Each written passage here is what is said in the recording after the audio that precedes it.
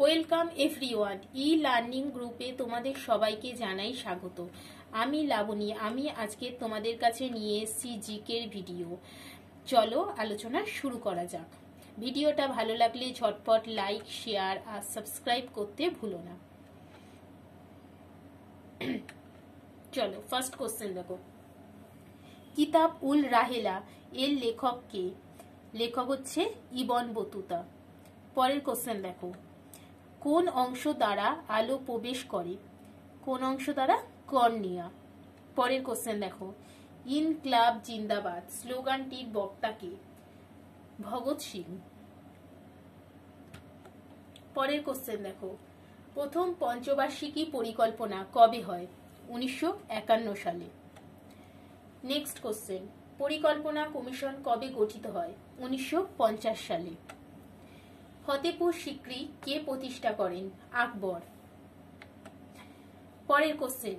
কি কারণে মুক্ত হলুদ বর্ণের হয়?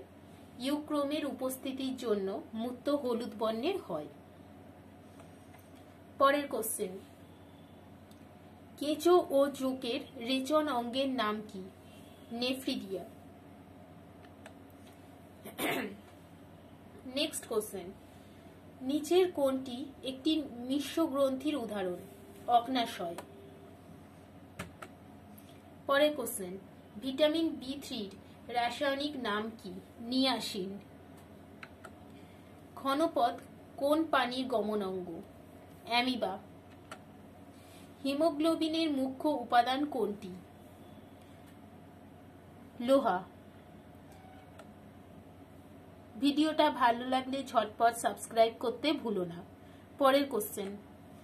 কেন্দ্রীয় কার্পাস গবেষণাগার কোথায় অবস্থিত? কাঁসারগড়। আজকের ভিডিও এই পর্যন্তই। ভালো লাগলে লাইক, শেয়ার আর সাবস্ক্রাইব করো।